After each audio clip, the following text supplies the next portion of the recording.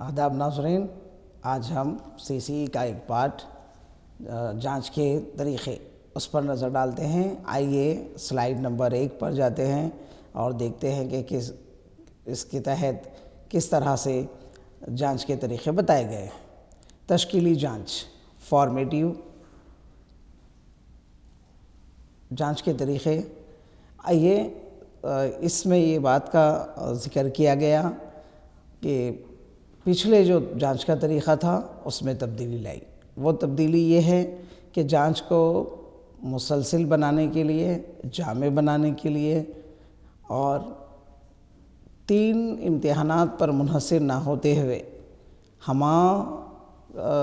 ہمہ وقتی جانچ اور ہر لمحات میں جانچ، کمرے جماعت میں جانچ، تدریس کے درمیان جانچ، کھیل کود کے میدان میں جانچ، اس CCE کے تحت 2 بڑے زمروں میں اس کو تقسیم کیا گیا۔ ایک ہے تشکیلی جانچ جسے ہم فارمیٹیو ایوالویشن کہتے ہیں، دوسرا ہے مجموعی جانچ جسے ہم سمیٹیو ایوالویشن کہتے ہیں۔ اب فارمیٹیو اور مجموعی یہ 2 جانچ کیا ہیں، CCE کے تحت یہ کس طرح سے ہیں، اس پر ہم نظر ڈالیں گے۔ اس سے پہلے کہ ہم اس پر نظر ڈالیں، ہمارا پچھلا جو طریقہ تھا، ہمارے پاس 3 امتحانات ہوتے تھے۔ کوارٹرلی ایگزام 3 ماہ کے بعد، ہاف ایئرلی ایگزام 6 ماہ کے بعد، اینول ایگزام سال کے ختم پر، اس طرح سے 3 امتحانات ہوتے تھے۔ اس کے علاوہ 4 جو ماہانہ امتحانات ہوتے تھے جو ان کے درمیان سلیبس کے ختم ہونے پر منعقد کیا جاتا تھا اور ان کی انفارمیشن، ان کی اطلاع طلباء کو دے دی جاتی تھی۔ تمام معلمین اپنے طلباء کو یونٹ ٹیسٹ کب منعقد ہونے والا ہے، اس کے لیے کیا سلیبس ہے اور کس طرح سے منعقد ہوگا، اور سلپ ٹیسٹ کے ذریعے ہوگا، یونٹ ٹیسٹ کے ذریعے ہوگا، وہ بتا دیا جاتا تھا۔ لیکن CCE یہ کہتا ہے کہ اس میں آپ کو کوئی ڈیٹ دینے کی ضرورت نہیں ہے، اور مخصوص یہ طریقہ یہ ہے کہ کوئی فارمیٹیو سلیبس آپ کو بتانے کی ضرورت نہیں ہے۔ 2 مہینے کا جو سلیبس ہے، 2 مہینے میں ایک بار سلپ ٹیسٹ رکھا گیا ہے، اس سے ہٹ کے تشکیلی جانچ کے تحت آپ ہر لمحے ہمہ وقتی طور پر اس کی جانچ کر سکتے ہیں۔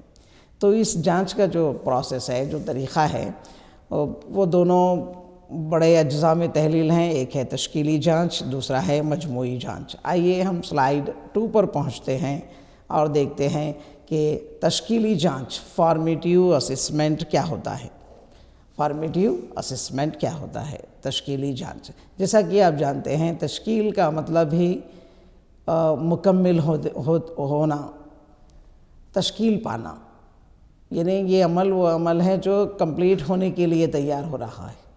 تو یہاں پر تعلیم کے درمیان ہی بچے کی نشو و نما کے لیے تشکیل ہونے والی ضرورتوں کو مہیا کرنا، اس پر غور کرنا، پھر اس میں اصلاح کرتے ہوئے اس کی تشکیل کو پانے کے عمل کو آگے بڑھانا، اس کے اکتسابی تدریسی عمل کو آگے بڑھانا، یہ شامل ہے۔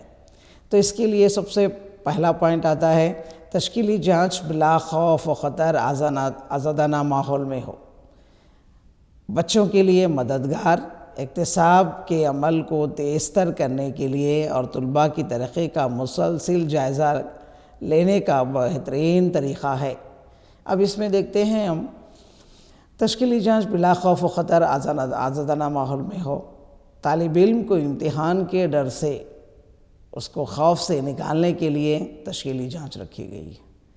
طالب علم کے دماغ میں اس بات کا یہ اثر نہ ہو کہ آج امتحان دینا ہے، وہ ڈر کے رہے گا، سلیبس کو اور جو میٹر ہوتا ہے، جو مضمون ہوتا ہے، اسی کی تیاری کرے گا، باقی سبجیکٹس کو چھوڑ دے گا، اور اس کے دماغ میں یہ رہتا ہے کہ بھئی مجھے ٹیسٹ لکھنا ہے، ٹیسٹ میں اچھے نشانات لانا ہے، اس کی تیاری کرے گا، تمام مضامین کو چھوڑ کر اسی کے پیچھے لگ جائے گا۔ اس کے دل میں امتحان کے دوران بھی ڈر اور خوف رہتا ہے۔ اس سے دور کرنے کے لیے تشکیلی جانچ رکھی گئی۔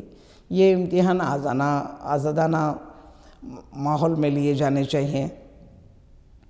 بچوں کے لیے مددگار، یہ تشکیلی جانچ رکھنے کی وجہ ہے بچوں کو مدد ثابت ہو، ان کی اکتساب میں مدد ملے، ان کو تدریس حاصل کرنے میں مدد ملے۔ اکتساب کے عمل کو تیز تر کرنے کے لیے طلباء کی ترقی کا مسلسل جائزہ لینے کے لیے یہ ایک بہترین طریقہ ہے۔ آئیے ہم اس کے دوسرے پوائنٹ پر پہنچتے ہیں۔ یہ جانچ تدریسی و اکتسابی عمل کے دوران مسلسل فیڈ بیک فراہم کرتے ہوئے معلم اور متعلم دونوں کو اپنی تصحیح کرنے کا موقع فراہم کرتی ہے۔ تشکیلی جانچ سے دو فائدے ہوتے ہیں۔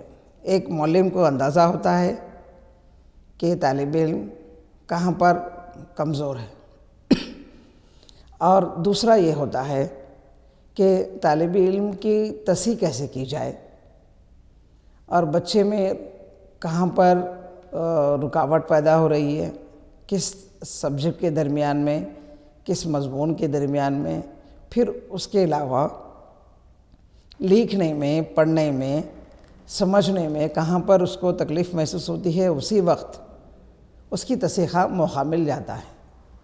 تو یہ تشکیلی جانچ کے اہم پوائنٹ تھے۔ آئیے ہم اس کے دوسرے پوائنٹ پر نظر ڈالتے ہیں، وہ یہ ہے، یہ جانچ تدریسی اکتسابی عمل کے دوران مسلسل فیڈ بیک فراہم کرنے میں مدد دیتی ہے۔ یہ دونوں کے لیے فائدہ مند ہے، شاگرد اور استاد کے لیے۔ شاگرد کی یعنی طالب علم کی تصحیح ہو جاتی ہے اور اس کو آگے بڑھنے کا موقع ملتا ہے۔ اسی دوران معلم یہ جانتا ہے کہ طالب علم کتنا کمزور ہے، کہاں پر اس میں رکاوٹ پیدا ہو رہی ہے، اکتساب کے درمیان میں کس مرحلے پر اس کی رہنمائی کی ضرورت ہے۔ اس طرح کے نکات کو ڈھونڈنے میں تشکیلی جانچ ہمیں فائدہ پہنچاتی ہے، اور ایک مسلسل فیڈ بیک ملتی ہے طالب علم کی ہوم ورک، کلاس ورک، اس کے پروجیکٹس، ان تمام سے ایک مسلسل نوٹ ملتی ہے۔ آئیے اس بات کا اندازہ کر رہے ہیں کہ تشکیلی جانچ سے طالب علم کو کہاں تک فائدہ ہوتا ہے، اس کی رہنمائی کس طرح کی جا سکتی ہے کے علاوہ سلائیڈ 3 پر پہنچتے ہیں اور یہ دیکھتے ہیں کہ کس طرح نکات پر اہمیت دی گئی ہے اور کون سے اہم نکات ہیں۔ اس کے ذریعے دوران تدریس یا اکتسابی عمل کے دوران بچوں کی ترقی کے عمل کا اندازہ لگایا جا سکتا ہے۔ ایک پوائنٹ اور بنتا ہے اور ملتا ہے، وہ یہ ہے کہ تشکیلی جانچ کے ذریعے تدریس کے دوران ہی، اکتساب کے دوران ہی بچوں کی ترقی کے عمل کا اندازہ لگایا جا سکتا ہے۔ کون سا بچہ کتنا جلدی سکھائے ہوئی چیزوں پر عمل کر رہا ہے، کون سا طالب علم کمزوری محسوس کر رہا ہے، کون سا طالب علم اس سبجیکٹ کو، اس مضمون کو کتنی ہی لگن کے ساتھ اور پڑھ سکتا ہے، سمجھ سکتا ہے، اس بات کا اندازہ لگایا جا سکتا ہے۔ اس کے علاوہ اکتسابی موقع میں بچے کس طرح کا رد عمل ظاہر کرتے ہیں۔ وہ جب اکتساب کرتے ہیں، اکتساب کے لیے کمرے جماعت میں رہتے ہیں، تو اس پر ان کا رد عمل کیا ہوتا ہے۔ اس مضمون کو پڑھانے میں، اس مضمون کو سمجھنے میں معلم کی تدریس کے دوران وہ طالب علم کا رد عمل کیسا ہوتا ہے، اس کو جانچنے کا بھی موقع تشکیلی جانچ کے ذریعے فراہم کیا جا سکتا ہے۔ اور تدریس و اکتساب کے عمل میں کس طرح منہمک ہے، طالب علم کس طرح منہمک ہے، معلم کس طرح منہمک ہے، معلم کس طرح طالب علم پر نظر رکھ سکتا ہے، کیسے نظر رکھنا چاہیے، ان تمام پر تشکیلی جانچ سے نظر ڈالنے کی مدد سے مدد لی جا سکتی ہے اور طالب علم کو آگے بڑھنے میں مدد دی جا سکتی ہے۔ مشاہدہ کیا جانا چاہیے۔ اس کے علاوہ نوٹ بکس، تفویضات، دیگر تحریری و منصوبائی کام وغیرہ کا جائزہ لینا ہوتا ہے۔ یہ جانچ کی جانی چاہیے، ان تمام کی جانچ کی جانی چاہیے۔ مشاہدہ کرنا ہے، معلم کو چاہیے کہ وہ طالب علم کو تدریس کے دوران ہی مشاہدہ کریں، لکھنے کے دوران ہی مشاہدہ کریں، کھیل کے میدان میں کھیلتے ہوئے مشاہدہ کریں۔ اس کے علاوہ نوٹ بکس کا مشاہدہ کرنا، اس کو غور سے دیکھنا، اس کے اندر دی گیا کلاس ورک ہوم ورک کو کر رہا ہے پابندی سے یا نہ کر رہا ہے، کرنے کے درمیان میں اس کی رائٹنگ کا خیال رکھنا، پھر وہ دیے گئے تفویض کردہ کام کو، گھر کے کام کو، کلاس ورک کے کام کو پابندی کے ساتھ کرتا ہے یا نہیں کر رہا ہے۔ اس طرح کے مشاہدے پر ہم اس کی تصحیح کر سکتے ہیں، اس کو موقع فراہم کر سکتے ہیں کہ غلطیوں کو دور کریں اور آگے بڑھنے کا موقع دیں۔ دیگر تحریری کام وغیرہ، پورٹ فولیو کا بنانا وغیرہ بھی اسی کے تحت آتا ہے، تو ان پر بھی نظر ڈالنی چاہیے۔ منصوبہ کام جو دیا گیا ہے وہ منصوبے کام کے مرحلہ وار اسٹیپس پر نظر رکھتے ہوئے اس کام کو انجام دینے والے تمام طلباء کو وقتاً فوقتاً ان کی رہنمائی کرتے ہوئے، ان کے کام کا جائزہ لیتے ہوئے معلم ان کو آگے بڑھنے کا موقع دینا چاہیے۔ یہ ایک تشکیلی جانچ پر آنے والے امپورٹنٹ نکات تھے۔ آئیے ہم آگے بڑھتے ہیں سلائیڈ 4 پر۔ سلائیڈ 4 پر پہنچتے ہیں اور دیکھتے ہیں کہ کون سے نکات ہمیں اس تشکیلی جانچ کے تحت ملتے ہیں۔ عزیز طلباء، ان تمام نکات پر نظر رکھیں۔ امتحانات میں ایس اے کے، ایس جی ٹی کے اور ٹی آر ٹی کے امتحانات میں ان نکات پر بھی سوالات آ سکتے ہیں، تو آپ ہونے والے اساتذہ ہیں تو آپ کو یہ CCE کی کمپلیٹ نالج کا، علم کا ہونا ضروری ہے۔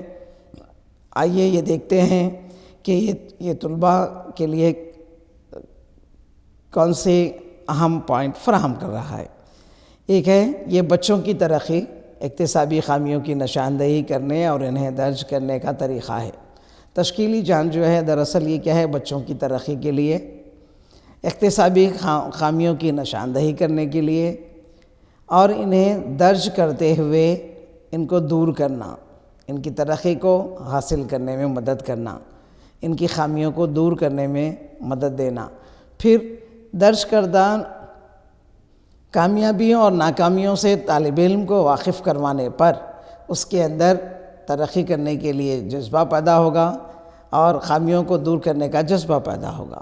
تو ہر لمحے جیسے کہ جانتے ہیں آپ، مسلسل جامع جانچ، نام سے ہی پتہ چلتا ہے کہ مسلسل ہونی چاہیے جانچ، اور جامع ہونی چاہیے۔ جامع اس لیے کیونکہ اگر ہم ہمیشہ اس پر نظر رکھتے ہیں، اس کی خامی کو دور کرنے کی کوشش کرتے ہیں، اس کی تصحیح کرتے رہتے ہیں اور اس کو ترقی کی طرف حائل کرتے ہیں، تو یہ طالب علم کے لیے بہترین موقع ہوتا ہے کہ وہ لمحات میں اپنی غلطیوں کو دور کرتے ہوئے کامیابی کی طرف جائے۔ آئیے اس کے بعد یہ دیکھا جاتا ہے، یہ تدریسی عمل کے ساتھ ساتھ ہونے والی جانچ ہے۔ تشکیلی جانچ کیا ہے؟ تدریسی عمل کے ساتھ ساتھ، ایسے نہیں کہ ہم نے ایک لیسن پڑھا دیا پھر اس کے بعد اس کے آنسرز، کوشچنز بتا دیے گئے، اس کے قواعد بتا دیے گئے، پھر اس لیسن سے منسلک تمام باتیں، خلاصے وغیرہ کر دیے گئے، اس کے بعد ایک وقت دیا گیا اور اس کا امتحان لیا گیا۔ یہ ایسا عمل نہیں ہے۔ یہ عمل دراصل تدریس کے دوران ہونے والا عمل ہے۔ تدریس جیسے ہی وہ شروع ہوتی ہے تب سے لے کے ختم ہونے تک جانچ کا عمل جاری رہتا ہے۔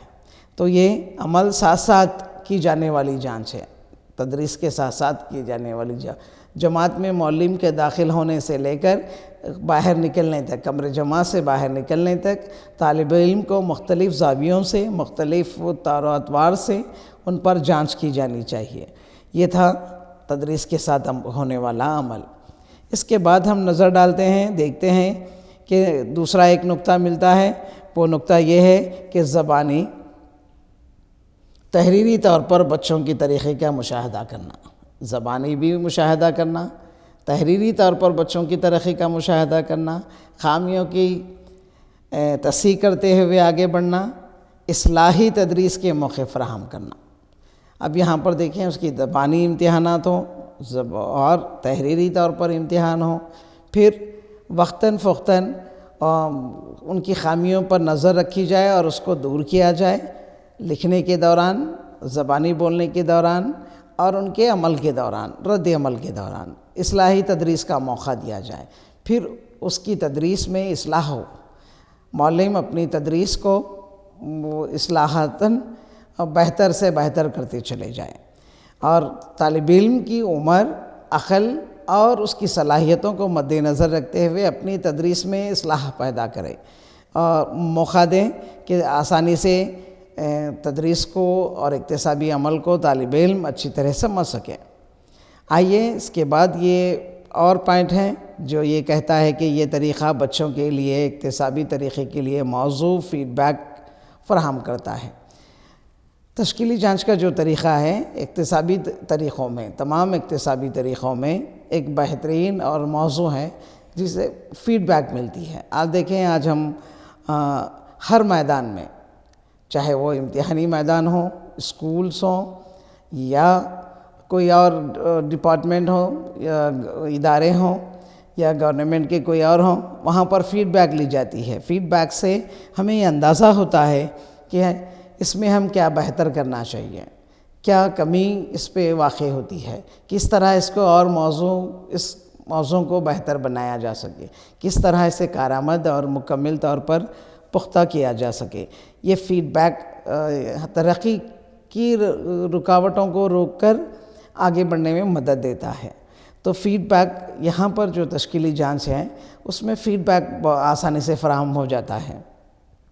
جیسے کہ اگر مثال کے طور پہ ایک طالب علم کو ہم نے ہوم ورک دیا اور اس میں چند جو ہے شعراء کی زندگی کے بارے میں لکھنے کو کہا جو آپ کی کتاب میں نہ ہوں، تو ایسے وقت کچھ طالب علم پیچھے اسباق سے اور یا کچھ اگلے اسباق سے یہ پریزنٹ جو آپ نے جس سبق میں پڑھایا تھا ان شعراء کو چھوڑ کر بھی لے سکتے ہیں۔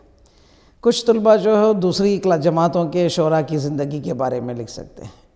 کچھ طلباء جو ہیں ایسے شعراء کا کلام کو سلیکٹ کرتے ہیں یا ان کی زندگی کے بارے میں لکھتے ہیں جو آپ کی جماعت میں ہی نہ ہو، یا اسکول کی فرسٹ سے لے کے 10 تک کی جماعت میں نہ ہو، یا آپ کے شہر کے کوئی مشہور شاعر کی زندگی کے بارے میں لکھتے ہیں جس کا ذکر کتابوں میں نہ ہو۔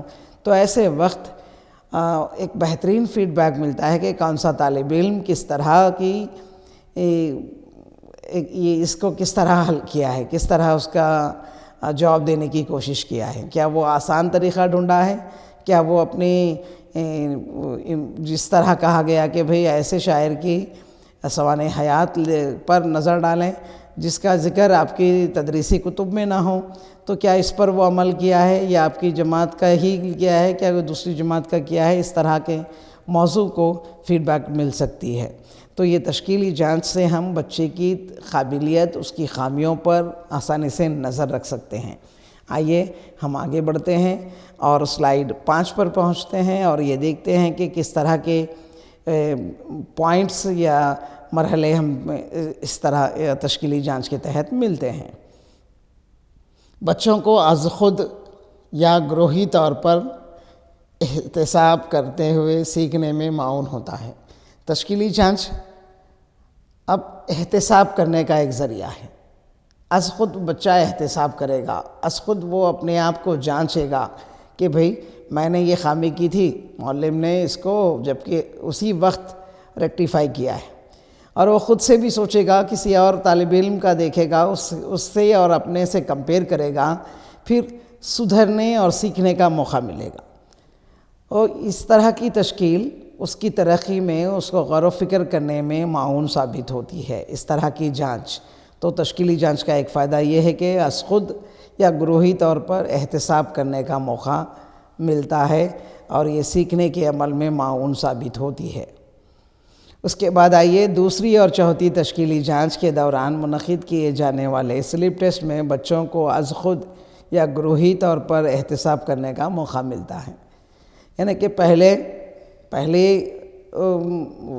تشکیلی جانچ، دوسری تشکیلی جانچ، تیسری تشکیلی جانچ، چوتھی تشکیلی جانچ، یعنی کہ 4 فارمیٹیو ٹیسٹ جو ہیں، فارمیٹیو اسسمنٹ جو ہیں، اس میں بچے کو ایک سے بڑھ کر ایک سوچنے سمجھنے کی صلاحیت ہوتی ہے، اور وہ پہلی میں جو خامیاں کرتا ہے، پہلی میں جو کمزوریاں اس میں پائی جاتی ہیں، اس کو وہ دور کرتے ہوئے دوسری اور اس کی غلطیوں کو، اس کی خامیوں کو دور کرتے ہوئے تیسری اور چوتھی تک پہنچتا ہے۔ اس میں بچے سلپ ٹیسٹ، جیسے کہ آپ جانتے ہیں تشکیلی جانچ کے مختلف مراحل ہیں، اس میں ایک سلپ ٹیسٹ بھی ہے۔ سلپ ٹیسٹ ہر تشکیلی جانچ میں ایک سلپ ٹیسٹ ہوتا ہے، کم از کم ایک سلپ ٹیسٹ ہے، ورنہ آپ ہر چھوٹے بڑے کوشچنس کو لے کر، آبجیکٹیوز کو لے کر، معروضی سوالات کو لے کر یا شارٹ کوشچنس کو لے کر، ایک لانگ کوشچنس کو لے کر آپ اس ماہ دو ماہ کے درمیان، یعنی ایک تشکیلی جانچ سے دوسری تشکیلی جانچ کے وقفے کے درمیان کئی سلپ ٹیسٹ لے سکتے ہیں، اور اس کا ایوریج یا اس میں بیسٹ آف ون اس طالب علم کے نشانات میں درج کر سکتے ہیں، نشانات کے طور پر درج کر سکتے ہیں۔ یہ چھوٹ رکھی گئی ہے، مگر کم از کم ہر سلپ ٹیسٹ کے لیے، ہر تشکیلی جانچ کے لیے، فارمیٹیو اسسمنٹ کے لیے ایک سلپ ٹیسٹ کا لیا جانا ضروری ہے۔ یہاں پر از خود یا گروہی احتساب کا موقع فراہم ہوتا ہے بچے کو۔ گروپ میں کام کرتے ہیں تو وہ گروپ میں کی خامیاں دور ہوتی ہیں، اور آپس میں بچے ایک دوسرے سے، طلباء ایک دوسرے سے بیٹھ کر ڈسکس کرتے ہیں اور سیکھنے کا عمل ہوتا ہے، اور خود کی کیے ہوئی چیزوں کی جانچ کر سکتے ہیں۔ یہ بہت ہی بہترین طریقہ ہے۔ یہ طریقے کسی عنوان یا یونٹ میں بچوں کے اکتسابی کمزوری کی وجوہات تلاش کرتے ہوئے متبادل طریقے تدریس کا موقع فراہم کرتا ہے۔ یہاں پہ بچوں کے لیے بہت اچھا ہے یہ طریقہ عنوان یا یونٹ۔ آپ یہاں پر یونٹ بھی رکھ سکتے ہیں، یا ایک عنوان پر بھی آپ اس کا یہ تشکیلی جانچ کو منعقد کر سکتے ہیں۔ یونٹ یہ کہتے ہیں کہ ہم نے ایک پورا مکمل یونٹ لے لیا، یا ایک دو عنوان لے لیے، اس کے اوپر جو ہے یہ ٹاپک کو ہم ایک تشکیلی جانچ کو کرتے ہیں۔ بچوں کی اکتسابی کمزوری کی وجوہات تلاش کرتے ہوئے متبادل۔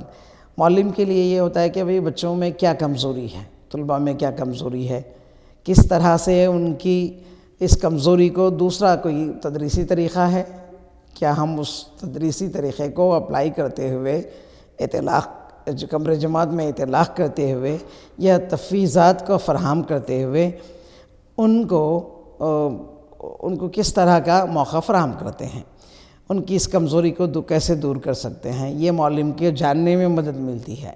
تشکیلی جانچ سے معلم یہ جان سکتا ہے کہ یہ طالب علم یہ عنوان اور اس یونٹ کے تحت کمزور ہے، اس کو ہم دوسرے تدریسی طریقے کے اطلاق کے مدد سے بہتر اور کارآمد طور پر طلباء کو سمجھانے میں مدد ملتی ہے۔ اس کے بعد آئیے جانچ کے نتائج کی بنا پر معلم کو اپنے طریقے تدریس، حکمت عملی کو تبدیل کرنے کا موقع فراہم ہوتا ہے۔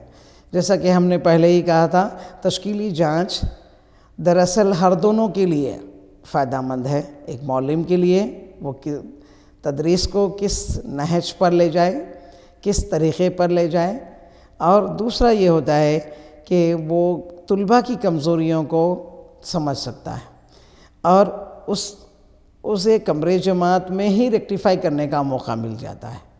اسی لمحے میں پورے لیسن ختم ہونے کے بعد، یونٹ ٹیسٹ کے بعد نتائج اخذ کرنے کی ضرورت نہیں ہے۔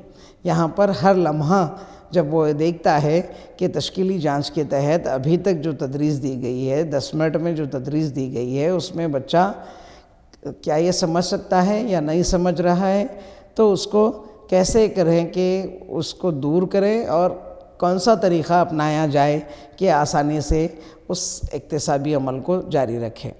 یہ جاننے کا موقع بھی تشکیلی جانچ کے تحت فراہم ہوتا ہے، جو معلم کے لیے بہترین طریقہ ہے۔ آئیے ہم آگے بڑھتے ہیں سلائیڈ 6 پر۔ بچے اپنے آپ کی جانچ اندازہ کرنے کے لیے اکتسابی استعداد کا فروغ کس طرح ہو سمجھنے میں معاون ہوگی۔ اب بچے اپنے آپ کی جانچ کا اندازہ کر سکتے ہیں، پھر استعدادیں جو ہیں، اکتسابی استعدادیں ہیں، سیکھنے کی جو صلاحیتیں ہیں، وہ فروغ پاتی ہیں یا نہیں پاتی ہیں، وہ اس کو سمجھنے میں معلوم ہوتی ہے۔ طلباء معلم کے لیے کیا استعدادوں کے لحاظ سے، ہر مضمون کی استعدادوں کے لحاظ سے میرا طالب علم اس کو سمجھ رہا ہے، اس کو حاصل کر رہا ہے یا نہیں، یہ معلم کے لیے کارآمد ہے، سمجھنے میں مدد ملتی ہے۔ اس طرح کی جانچ کا طریقہ بچوں کے سابقہ تجربات پر منحصر ہونے کے ساتھ ساتھ سکھانے جانے والے نکات منصوبے بندی میں معاون ہوتا ہے۔ اب آئے ہم یہ دیکھ رہے ہیں کہ یہ طریقۂ جانچ، تشکیلی جانچ بچوں کی سابقہ معلومات، ان کی تجربات کے ساتھ ساتھ وہ اپنی تمام تر صلاحیتوں کو استعمال کرے گا، سابقہ معلومات کو استعمال کرے گا اور سیکھے ہوئے تمام علم کو جانے گا۔ اس کے بعد اکتساب کے درمیان کس طرح سے وہ سیکھنے کے عمل کو مکمل کر رہا ہے، وہ کون سے نکات ہیں جس کے تحت اس کو آگے بڑھنا ہے۔ پھر منصوبے بندی میں معاون ہوتی ہے، وہ کوئی منصوبہ بنا سکتا ہے، وہ کسی منصوبے پر عمل کرنے کے لیے پلاننگ کر سکتا ہے، کوئی پروجیکٹ کے تیار کرنے کے مراحل جو ہیں ان سے واقفیت حاصل کرتا ہے۔ پچھلی تشکیلی جانچ میں رہنمائی کس طرح کی گئی ہوگی اس کو مد نظر رکھتے ہوئے اپنے آپ کو پریپیئر کر سکتا ہے۔ اس طرح ایک تشکیلی جانچ سے دوسری تشکیلی جانچ تک طالب علم کے اندر بہت سی تبدیلی واقع ہو جاتی ہے اور وہ آسانی کے ساتھ تمام مراحل کو مکمل کرنے میں خوشی محسوس کرتا ہے، نہ کہ امتحانات کو بوجھ سمجھے۔ اس میں سلپ ٹیسٹ بھی ہوتا ہے، ہوم ورک ہوتا ہے، کلاس ورک ہوتا ہے، ساتھ ہی ساتھ اس کا جو ریٹن ورک ہے وہ کس طرح ہونا چاہیے، اسائنمنٹ تفویض کیے گئے ہیں وہ کس طرح ہونی چاہیے، ان تمام باتوں پر نظر رکھی جاتی ہے۔ اس کے ساتھ مختلف قسم کے اکتسابی طریقوں کو اختیار کرنے کا موقع فراہم کرتی ہے۔ تشکیلی جانچ ایک ہی اکتسابی طریقہ نہیں بلکہ مخلوط طریقوں کو استعمال کرتے ہوئے تعلیم کے اور اکتساب کے عمل کو جاری رکھنے کا موقع فراہم کرتی ہے۔ یہ سب سے اہم یہ ہے کہ دونوں کے لیے فائدہ مند ہے، معلم اور طالب علم، یہ دونوں کو ایک دوسرے کو سمجھنے میں، ان کی خامیوں کو دور کرنے میں اور اصلاحاتاً آگے بڑھنے میں، ترقی کرنے میں، فائدہ حاصل کرنے میں، اکتسابی عمل کو جاری رکھنے میں اور خوبی کے ساتھ جاری رکھنے میں مدد دیتی ہے۔ اس تشکیلی جانچ کے 8ویں سلائیڈ پر پہنچتے ہیں اور مزید نکات جو اس کے تحت ہیں اس پر غور و فکر کرتے ہیں۔ دیکھیں، یہ خود کے کاموں کا اندازہ کرنے کے لیے، نتیجے پر پہنچنے کے لیے بچوں کی ہمت افزائی کرتی ہے۔ تشکیلی جانچ دراصل ان بچوں کے لیے، طلباء کے لیے جو ہے برڈن نہیں ہے، بور نہیں کر دیتی، پھر اس کا خوف نکال دیتی ہے۔ یہ کیا کرتی ہے، وہ بچہ خود سے اندازہ کر سکتا ہے کہ میں نے کیا کمی کی ہے اس میں، یہ کس طرح سے اچھا ہو سکتا ہے، بہتر بن سکتا تھا۔ یہ طالب علم جو ہے اس پر غور کر سکتا ہے۔ نتیجے پر پہنچنے کے لیے بچوں کی ہمت افزائی اور جو ریزلٹس ہونے چاہیے، جیسے ریزلٹس ہونے چاہیے، اس پر پہنچنے کے لیے یہ آگے بڑھنے میں مدد دیتی ہے۔ ساتھ ہی ساتھ ایک اور پوائنٹ ہے، فیڈ بیک کی بنیاد پر بچے اپنے اکتسابی طریقوں کو درست کرنے کے لیے کن امور یا باتوں کو اہمیت دینا ہے، ان کا تعین کرنے کے لیے بچوں اور معلمین کو آزادی فراہم کرتی ہے۔ فیڈ بیک کی بنیاد پر، جیسے کہ ہم نے کہا کہ فیڈ بیک ہر ادارے کے لیے، ہر فرد کے لیے بہت امپورٹنٹ رکھتا ہے۔ اگر وہ ترقی کرنا چاہتا ہو تو اپنی خامیوں کو جاننا اور اس کو روک کر آگے بڑھنا، ترقی کرنا، اس کو دور کر کے آگے بڑھنا، یہ ایک فطرت ہے ترقی کرنے کی۔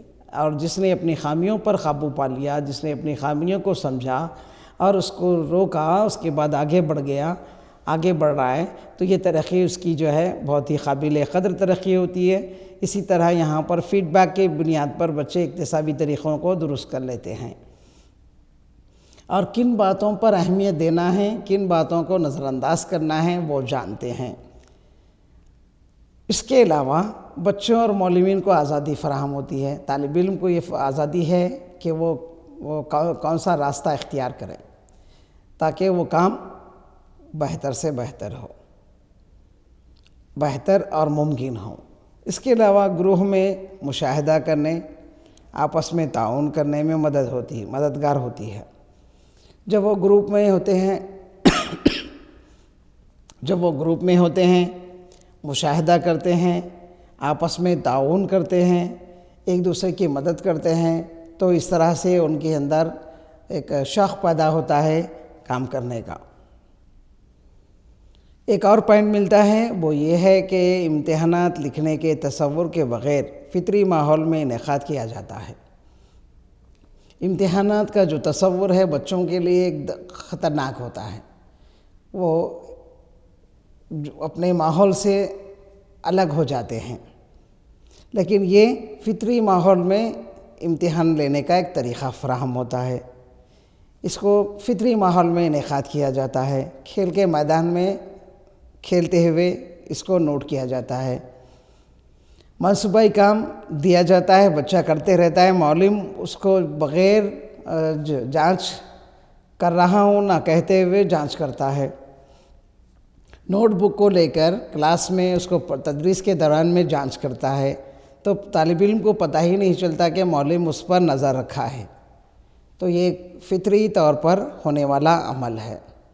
آئیے اب ہم سلائیڈ 9 پر پہنچتے ہیں، اور تشکیلی جانچ اور اس کے ذرائع۔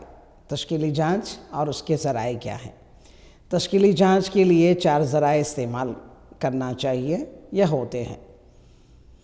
یہ تشکیلی جانچ کے 4 ذرائع کیا ہے؟ دیکھیے، ہم وہ کون سی چیزیں ہیں جن پر ہم نظر رکھیں۔ ہمارے پاس پرانے طریقے تدریس میں جانچ کے نام پر سلپ ٹیسٹ ہوا کرتے تھے، سال میں ایک پروجیکٹ دیا جاتا تھا، پھر 3 امتحانات لیے جاتے تھے۔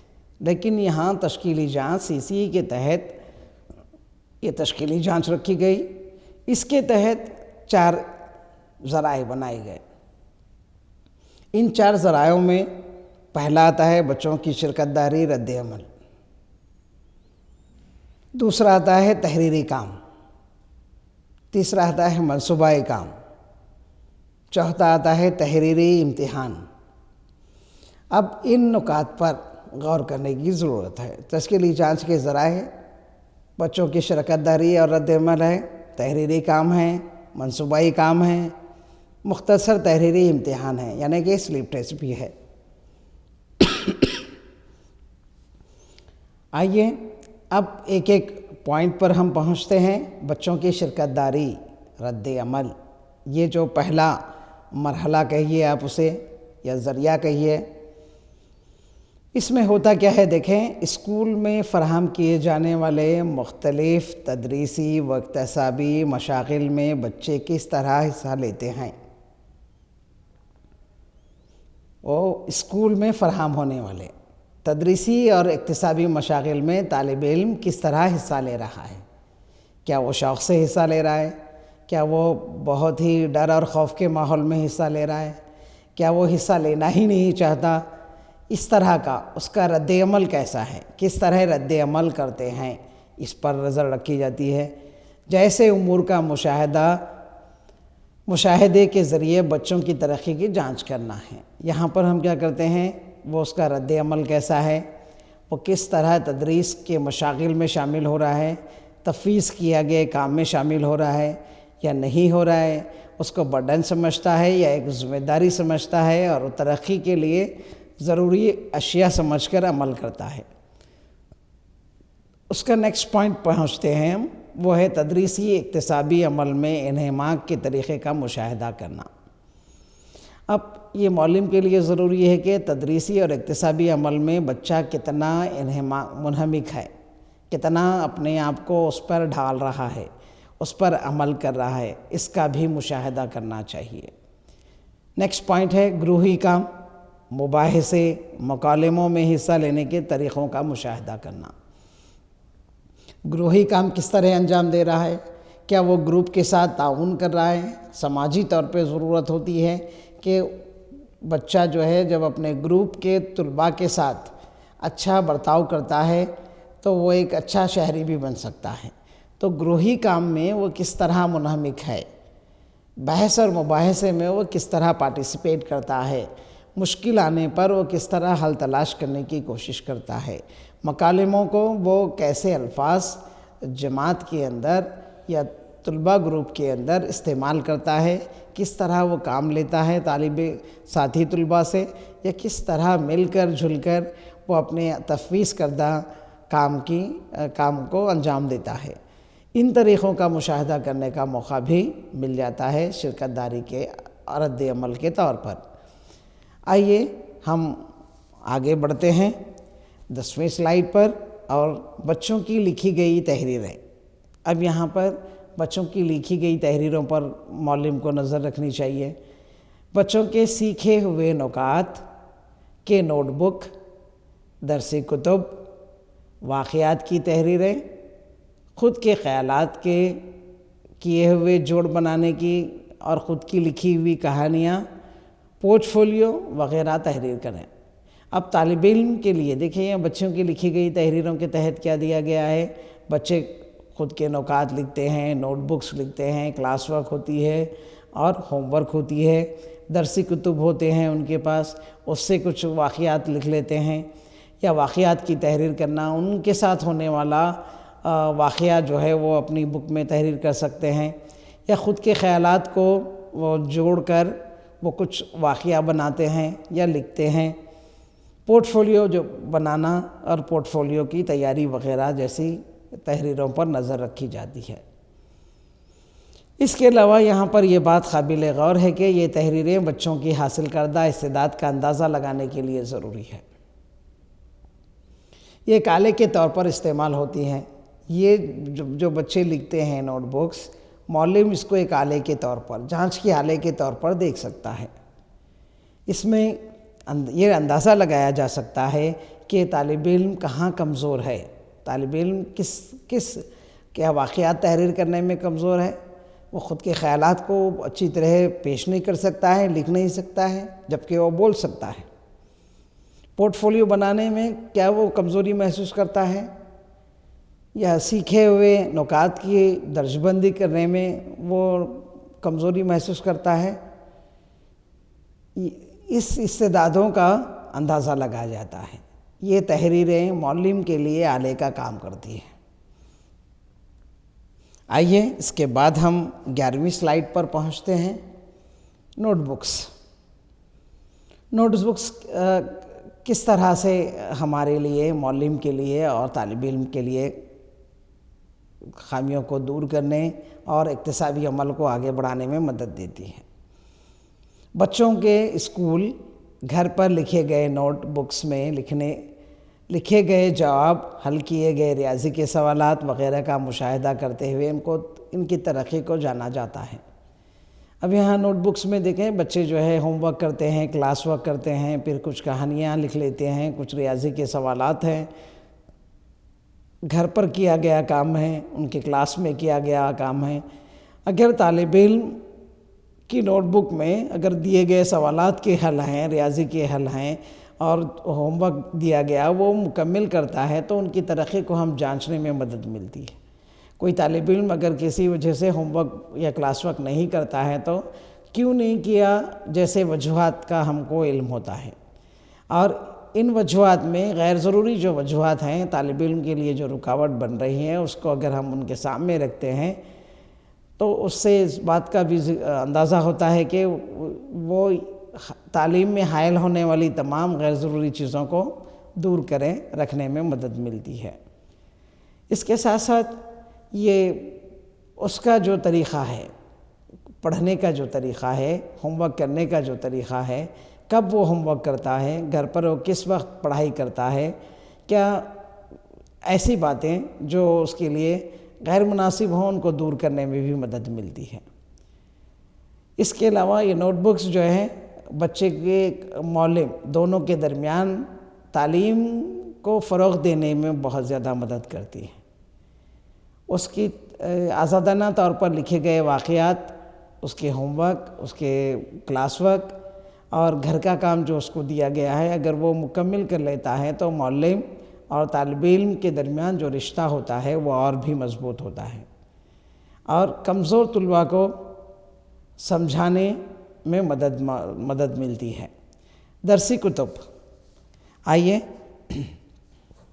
درسی کتب پر ہم پہنچتے ہیں۔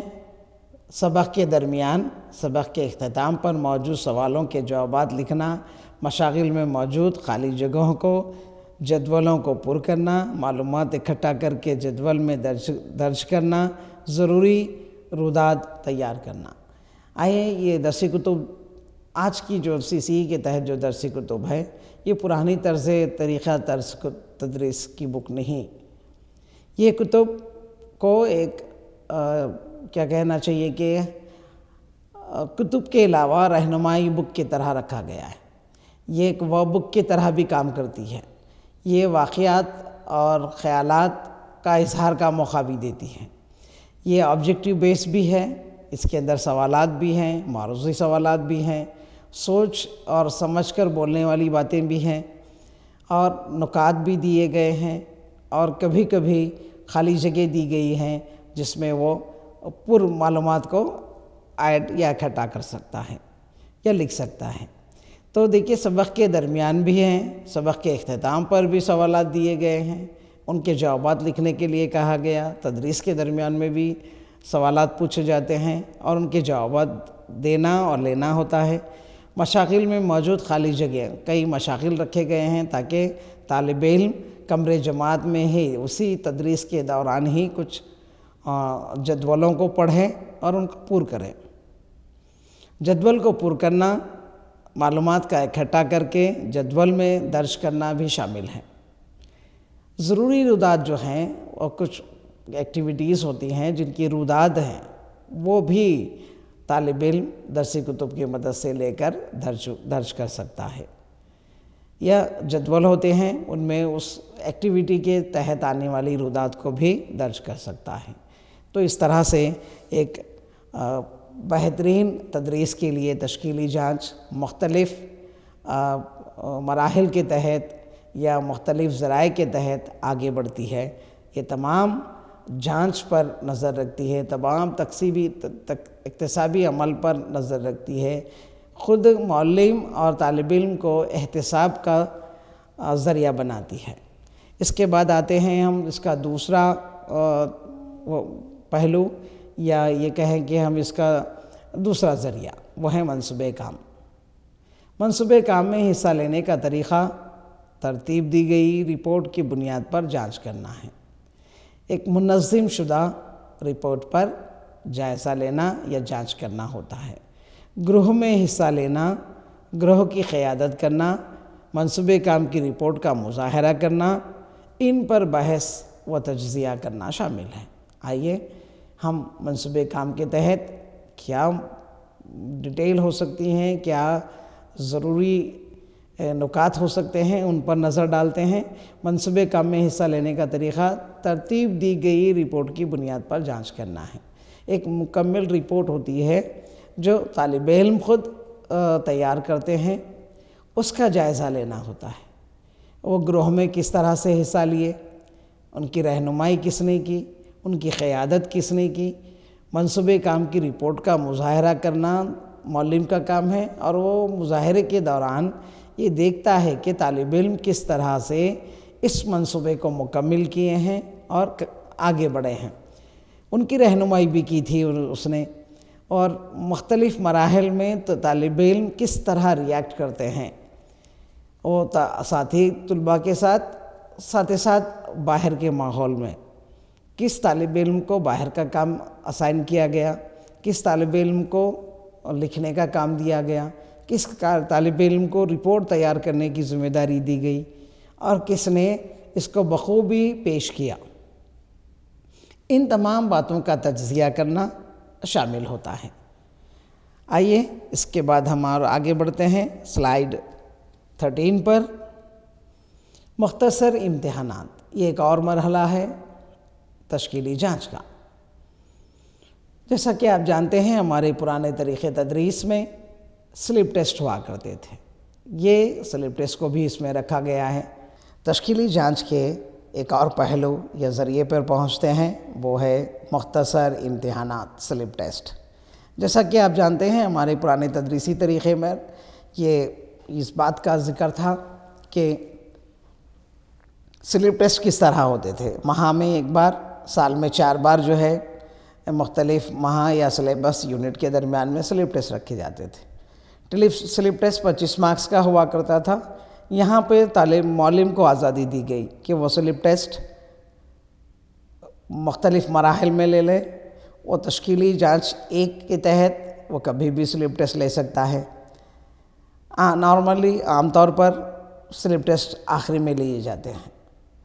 یہاں پر سلپ ٹیسٹ کا ایک ہونا ضروری نہیں، وہ کئی سلپ ٹیسٹ لے سکتا ہے. طلباء جس وقت مدرسے میں حاضر ہو اس وقت اچانک بنا انفارم کیے کہ بنا بتائے کہ پہلے سے اس کا سلیبس، اس کی کاپی، اس کے ٹائم ٹیبل بنا بتائے کہ ہی یہ امتحان منعقد کرنا چاہیے، تاکہ طالب علم کتنا تیار ہے، کتنے مارکس لا سکتا ہے، اس کی تیاری اس سبجیکٹ کے تحت، اس مضمون کے تحت، اس کی حاصل کردہ پچھلی تدریس کے تحت کیا ہے، اس کا اندازہ لگانے کے لیے یہ مختصر امتحانات یعنی سلپ ٹیسٹ منعقد کیے گئے ہیں. CCD کے تحت تشکیلی جانچ کا ایک پہلو ہے، یہ ایک ذریعہ ہے.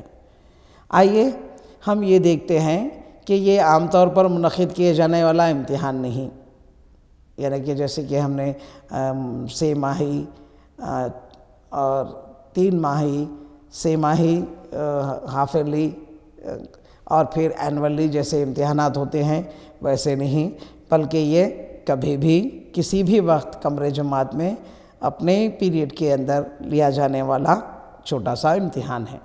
تحریری قابلیت کو مد نظر رکھ کر لیا جاتا ہے. اس کے لیے قبل از وقت پرچے سوالات تیار کر لینا، امتحان کے نظام الاوقات کا اعلان کرنا، متعینہ وقت کے اندر ہی اس کا انعقاد کرنا جیسے عوامل اس مختصر امتحان پر لاگو نہیں ہوتے. جیسے کہ میں نے ابھی کہا کہ اس امتحان کا اعلان کرنے کی ضرورت نہیں ہوتی، سوالات تیار کر کے اس کو پرنٹ کرانا یا ٹائپ کرنا جیسے مسائل کی اس میں ضرورت نہیں ہوتی. نظام الاوقات کا اعلان کرنے کی ضرورت نہیں ہوتی. یہ کس وقت منعقد کیا جا رہا ہے، کس طرح سے ہوگا، کن ٹاپکس میں ہوگا، اس کا بھی اعلان کرنے کی ضرورت نہیں ہوتی. یہ سلپ ٹیسٹ اچانک لیے گئے ٹیسٹ ہوتے ہیں. ان کا وقت زیادہ سے زیادہ وقت ان کا ایک کمرے جماعت میں ایک جماعت کے لیا گیا وقت ہوتا ہے، یعنی 45، 40 یا 55 منٹ کا وقت ہوتا ہے. سلپ ٹیسٹ آبجیکٹیو بھی ہو سکتا ہے. سلپ ٹیسٹ کثیر جوابی بھی ہو سکتا ہے. Slip test short answer questions, مختصر سوالی جوابی ہو سکتا ہے، یا لانگ کوشچنز 1 اور 2 بھی ہو سکتے ہیں. مارکس کا تعین اس کے اندر اس طرح ہے، آپ معلم چاہیں تو 5 مارکس کا سلپ ٹیسٹ رکھ سکتا ہے، معلم چاہیں تو 10 مارکس کا سلپ ٹیسٹ رکھ سکتا ہے. اگر معلم چاہتا ہے کہ وہ 20 مارکس کا ٹیسٹ رکھ سکتا ہے ایک فارمیٹیو کے لیے، لیکن اس کو تخمیم کرتے ہوئے، اس کے اندر ترمیم کرتے ہوئے، اس کو کم کرتے ہوئے 5 نشانات پر دیکھنا ہوگا. اگر ایک طالب علم 20 مارکس میں سے 12 لاتا ہے تو اس کو وہ 12 نہیں بلکہ 5 مارکس کے اساس پر 3 مارکس دینے ہوں گے. اس طرح سے وہ 5 پر ایک سلپ ٹیسٹ کو منتقل کر سکتا ہے. تو سلپ ٹیسٹ دراصل بنا انفارم کیے کے، بنا بتائے کے، وقت کی بنا، پیپر تیار کیے بنا ہونا ضروری ہے. آئیں اس کے بعد معلم کی جانب سے پڑھائے گئے مواد منتخبہ تعلیمی معیارات کی جانچ کے لیے حسب ضرورت منعقد کیا جانے والا تحریری امتحان ہے. جیسے کہ آپ جانتے ہیں معلم کے دی گئی تدریس کے دوران پھر اس کی تعلیمی معیارات، اس لیسن میں اس ٹاپک کے اندر آنے والی تعلیمی معیارات کے حسب و مناسبت سے یہ لیا جانے والا ایک تحریری امتحان ہے. اس میں وہ جتنا سلیبس پڑھایا گیا اس کی کے اندر ہونا چاہیے، یہ اچھی خوب بات ہوگی. اور جس استعدادوں کو اس ٹاپک کے اندر، اس مضمون کے اندر رکھا گیا ہے اس کو مد نظر رکھ کر اگر امتحان لیتے ہیں تو طالب علم کے اندر یہ پازیٹیو اس کے سیکھنے کے، اس کے اکتساب کے درمیان ہونے والی تمام چیزوں کا اندازہ لگایا جا سکتا ہے. تحریری طور پر وہ کس قابل ہے اس کا اندازہ لگایا جا سکتا ہے. آئیے اب ہم سلائیڈ 14 پر پہنچتے ہیں. اور کب منعقد ہونا چاہیے سلپ ٹیسٹ یا تشکیلی جانچ، کب منعقد کی جانی چاہیے، اس کا ہم احاطہ کریں گے. یہ دیکھیں گے کہ یہ سال میں کب ہونا چاہیے، کتنی بار لینا چاہیے.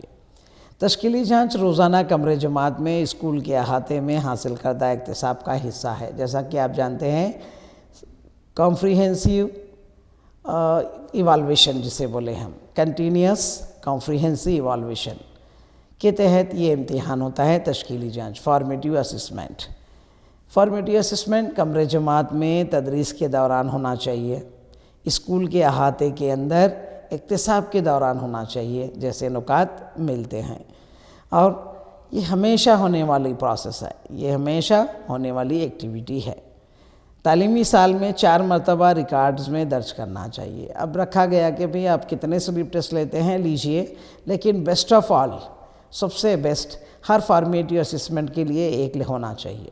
اگر کسی معلم نے اردو میں مختلف دنوں کے اندر کبھی ایک شعر کی شاعری پر، کہ کبھی اس کے سوانح حیات پر، کبھی اور کام پر وہ اگر تحریری امتحان لیتا ہے، تو ان تینوں میں بیسٹ آف 1 جو ہوتا ہے اس وقت کے طلباء کے لیے وہ طالب علم کے لیے سلیکٹ کر سکتے ہیں اور اس کا ریکارڈ بنا کر رکھ سکتے ہیں، اور اس کے مارکس کو درج کرنا ضروری ہوتا ہے۔ ہر فارمیٹیو کے لیے ایک سلیپ ٹیسٹ کے مارکس، منصوبے کام 2 دیے جا سکتے ہیں، لیکن بیسٹ آف 1 جو سب سے اچھا ہے ان مارکس کو درج کرنا ضروری ہوتا ہے۔ اس طرح سے آگے بڑھتے ہیں۔ منصوبائی کام میں 2 یا ایک کو ایک فارمیٹیو ٹیسٹ کے لیے لیا جانا چاہیے۔ ساتھ ہی ساتھ اور طلباء کی شرکت داری، یہ تو کنٹینیوس عمل تھا۔ پھر کلاس ورک، ہوم ورک، ان چیزوں کو بھی آپ مارکس الاٹ کر سکتے ہیں، جیسا کہ آپ کو بتایا گیا 5 مارکس ہر ایک کے ہوتے ہیں، یعنی کہ 4 مراحل کے 4-5 مارکس، یعنی کہ 20 مارکس ہر فارمیٹیو اسسمنٹ کے لیے ضروری ہے۔ تشکیلی جانچ کا اندراج ذیل کے مہینوں میں کیا جانا چاہیے۔ اب دیکھیں کہ سال بھر میں جب ان کے مارکس الاٹ کیے جائیں گے، ہوگا کنٹینیوسلی، لیکن درج کب کرنے چاہیے کہ جولائی کے آخری دن تک درج ہو جانے چاہیے۔ پھر اس کے بعد اگست کے مہینے میں آخری دن تک اسے درج کر دینا چاہیے۔ نیکسٹ اس کا نمبر آتا ہے نومبر میں 3 ہو جانا چاہیے۔ پھر فروری میں 4 فارمیٹیو یا تشکیلی جانچ کا عمل مکمل ہو جانا چاہیے۔ سال کے شروع ہونے سے لے کر جولائی کی مہینے کی آخری تاریخ تک، یعنی کہ ان دنوں تک ہمیں تشکیلی جانچ کے تحت 4 چیزوں پر غور کرنی تھی: طلباء کی شرکت داری، نوٹ بکس، منصوبائی کام کے علاوہ سلپ ٹیسٹ۔ جیسا کہ آپ جانتے ہیں یہ 4 کے 4 جو مرحلے ہیں تشکیلی جانچ کے، وہ کمپلیٹ ہوتے ہیں، اور ان کی حاصل کردہ نشانات کو بہتر سے بہتر جو نشانات طالب علم حاصل کیا ہے ان کو جولائی میں درج کیا جاتا ہے۔ پھر اس کے بعد دوسرا فارمیٹیو اسسمنٹ یا تشکیلی جانچ اگست کے ختم پر، پھر تیسرا والا نومبر کے ختم پر، یعنی کہ اور آخری جو فارمیٹیو اسسمنٹ جسے ہم چوتھا فارمیٹیو اسسمنٹ کہتے ہیں، وہ فروری کے ختم پر درج کر دیا جانا چاہیے۔ آئیے ہم آگے بڑھتے ہیں سلائیڈ 16 پر۔ معلم بچوں کے استعداد کے حصول کا مشاہدہ کرتے ہوئے ترقی کا تعین کرے۔ اب یہاں پر یہ بات غور فکر ہے، کرنے کے قابل ہے کہ دیکھیے معلم کو چاہیے کہ بچوں کی استعدادیں کیا حاصل ہوئی، اس کا حصول اگر ممکن ہے وہاں تک ٹھیک، ورنہ طالب علم کی ترقی کے لیے اور مزید استعدادیں جو اس فارمیٹیو کے تحت تشکیلی جانچ کے مختلف مراحل کے بعد ان اصولوں پر پہنچتے ہیں۔ معلم بچوں کی استعداد کے اصول کا مشاہدہ کرتے ہوئے ترقی کا تعین کریں۔ یہ بات بہت امپورٹنٹ ہے، غور طلب ہے کہ اب معلم کو چاہیے کہ وہ طالب علم اس فارمیٹیو اسسمنٹ یعنی تشکیلی جانچ 1 کے تحت حاصل کردہ استعدادیں مکمل ہوئیں یا نہیں، اگر نہ ہوتی ہوں تو وہ شامل رکھیں نیکسٹ فارمیٹیو اسسمنٹ کے تحت، اس میں اس کی خامی کو دور کرتے ہوئے آگے بڑھنے کی طرف معاون کریں، طالب علم کی مدد کریں، اور کس طرح حاصل ہوں اس پر بھی غور و فکر کرنے کی ضرورت محسوس ہوتی ہے۔ تو استعدادوں کا اصول کا مشاہدہ کرنا معلم کے لیے ضروری ہے۔ آئیے اس کے بعد ہم یہ دیکھتے ہیں کہ روزانہ بچوں کی ترقی کا اندراج کرنا ضروری نہیں۔ ہم اگر روزانہ ان کی ایکٹیویٹیز کو درج کرتے جائیں تو یہ ممکن نہیں کہ ایک 45 منٹ کے اندر 30 بچے 40 بچوں کا درج کرنا، ان کی ایکٹیویٹیز کو درج کرنا مشکل ہو جاتا ہے۔ ہم پہلے مرحلے میں جیسے کہ آپ جانتے ہیں کمرے جماعت میں اگر 40 طلباء ہوں تو ہم کچھ ایسے کمزور طلباء پر نظر رکھیں اس پیریڈ کے درمیان، اس وقت کے درمیان، پھر ان کی خامیوں کو دور کرنے کی کوشش کریں، اور نیکسٹ ٹائم جب دوسری کلاس ہوتی ہے تب چند دوسرے طلباء پر نظر رکھیں اور وہ حاصل کردہ استعدادوں کو غور سے دیکھیں، ان کی خامیوں کو دور کریں اور آگے بڑھنے میں مدد کریں۔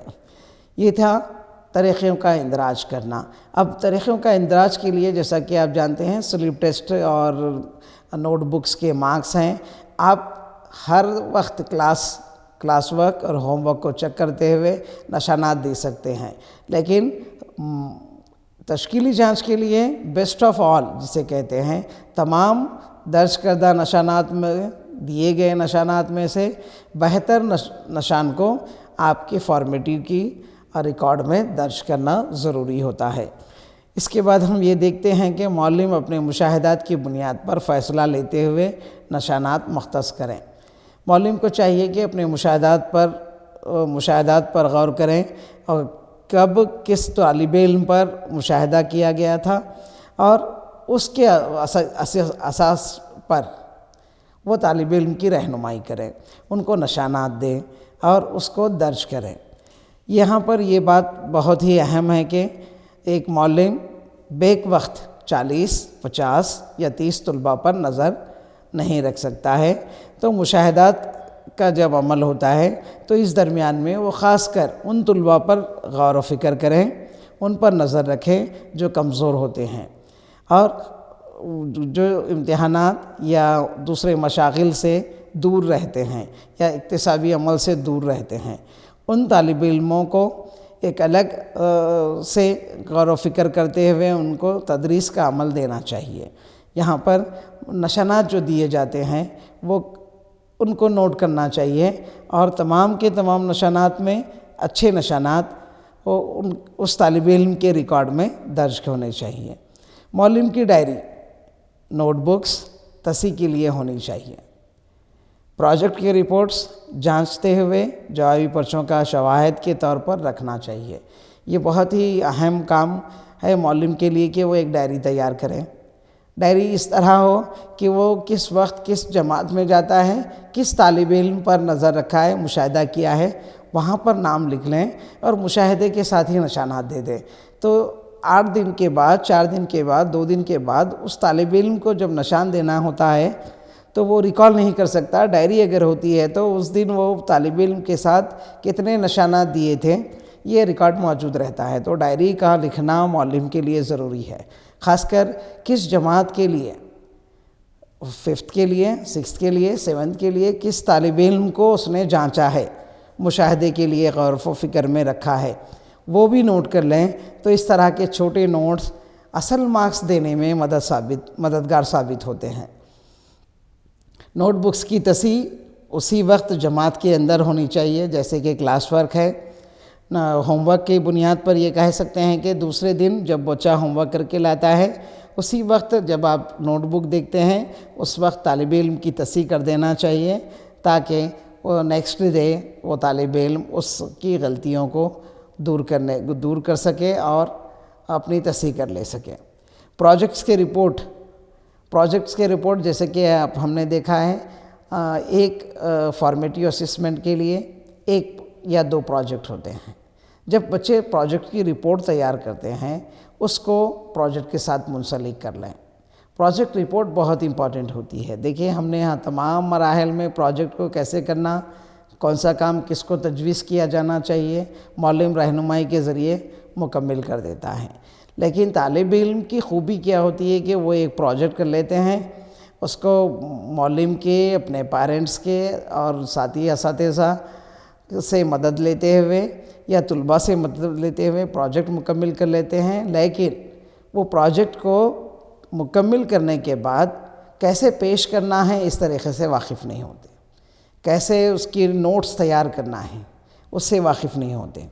تو معلم کا کام ہے کہ وہ پروجیکٹ رپورٹ طلباء سے تیار کرنے لگائیں، اس کی کس نے مدد کی، کیسے مدد کی۔ یہاں پر یہ جو کام ہوتا ہے پروجیکٹ کے بنانے میں بہت سے لوگ ساتھ دیتے ہیں، اس کے بعد جو چیز وہ انوالو ہوا تھا اس کو بھی درج کرتا ہے۔ جب لکھتا ہے تو طالب علم کے اندر لکھنے کی صلاحیت، اس کو جوڑنے کی صلاحیت بڑھ جاتی ہے۔ تو یہ تھا پروجیکٹس کے درمیان جو ہے رپورٹ کا تیار کرنا۔ پھر جوابی پرچے جو ہوتے ہیں، جیسے کہ سلپ ٹیسٹ ہم نے لیا ہے، سلپ ٹیسٹ ایک فارمیٹیو کے لیے ہوتا ہے، لیکن آپ کئی سلپ ٹیسٹ لے سکتے ہیں۔